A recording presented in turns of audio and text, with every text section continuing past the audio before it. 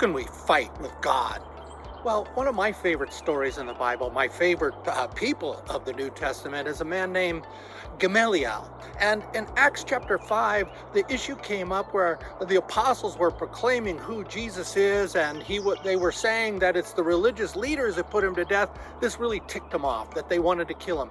This man, Gamaliel, stands up and says, "Hey, you guys, come over here. Look.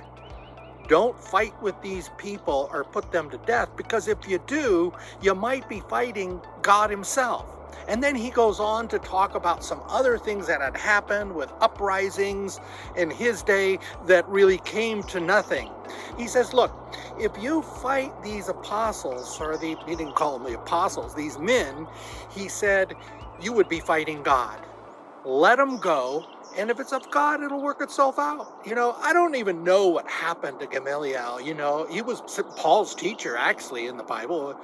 And did he ever become a believer or not? I don't know. But the thing is that he had something greater than himself. He understood it's not all about me and having all the answers. There is a God out there. And that God's going to do what he wants to do. And if you get into a place in your life where you fight against what that God is going to do, you're going to be fighting against God. And according to Gamaliel, you ain't going to win that fight. What is this need that we can have in life to believe that we are ultimate authority? I think for many of us, it comes into us, and we want to be right. We believe we have the answers. And when we do, we miss the boat. Because see, humans, we were never created to be the ultimate authority of this life. We all come in here, nobody chooses to, and we're all going out whether we want to or not. You can fight against that one, but you're going to lose there too. What does God do for us? He wants to get us back into a place where we acknowledge something greater than ourselves in this life, which is him.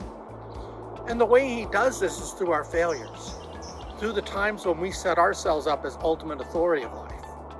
And he shows us that's a problem. But he says to us, I'm going to take care of that problem.